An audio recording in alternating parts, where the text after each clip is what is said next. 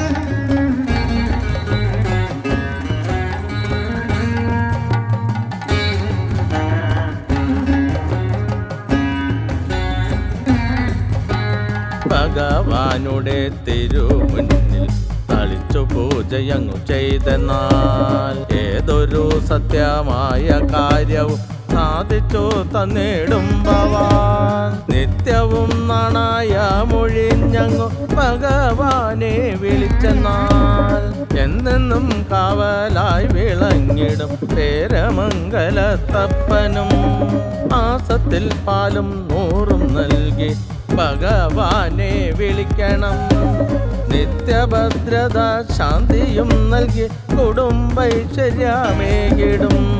ഭഗവാനുടെ തിരുമുന്നിൽ തളിച്ചു പൂജയങ്ങു ചെയ്തെന്നാൽ ഏതൊരു സത്യമായ കാര്യവും സാധിച്ചു തന്നിടും ഭവാൻ. നിത്യവും നാണയമൊഴിഞ്ഞങ്ങു ഭഗവാനെ വിളിച്ചെന്നാൽ എന്നെന്നും കാവലായി വിളങ്ങിടും പേരമംഗലത്തപ്പനും. മാസത്തിൽ പാലും 100 നൽകി ഭഗവാനെ വിളിക്കണം. നിത്യഭദ്രത ശാന്തിയും നൽകി കുടുംബൈശ്വര്യമേകിടും.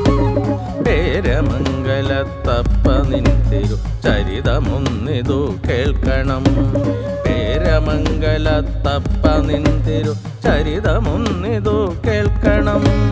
കശ്യപൻ തന്റെ പുത്രനായങ്ങു ഭൂവിൽ വന്നു പിറന്നതും സത്യലോകത്തിനധിപതിയായി പേരമംഗലം വന്നതും ഏഴകൾ തോഴനായി വാണിടും ദേവദേവ നാമോത്തുതേ.